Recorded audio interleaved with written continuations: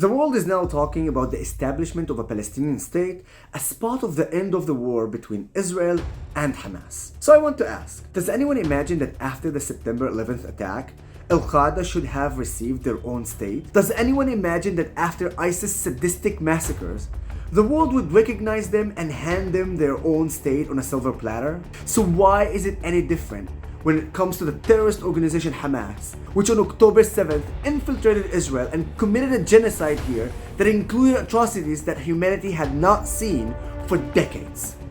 And before you tell me that the Palestinian state will not be led by Hamas, then who will it be led by? The Islamic Jihad terrorist organization that was Hamas' partner in the massacre? Or maybe the Palestinian Authority that transferred funds to those same terrorists? And if you're talking about a new leadership that recognized the state of Israel's right to exist, then you should understand why they do not exist. Because the Palestinian education system educates them from the age of 0 that Israel needs to be destroyed.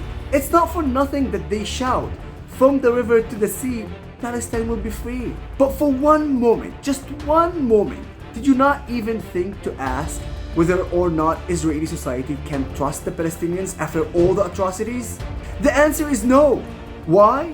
Listen to the data of a survey conducted by the Palestinian Center for Service and Policy last December among Palestinians in Gaza and the West Bank. It turns out that an absolute majority supports the massacre of October 7th. So if anyone really wants peace in the region, instead of rewarding the Palestinians for terrorism, and instead of sending a message to all the terrorists in the world that it turns out terrorism pays off, demand that the Palestinians renounce terrorism, that they recognize the state of Israel as a Jewish and democratic state, that it's not going anywhere, that they change their education away from hatred and terrorism, and demand before anything else that all our hostages come back home now. It's forbidden to reward terrorism, and certainly not with a country.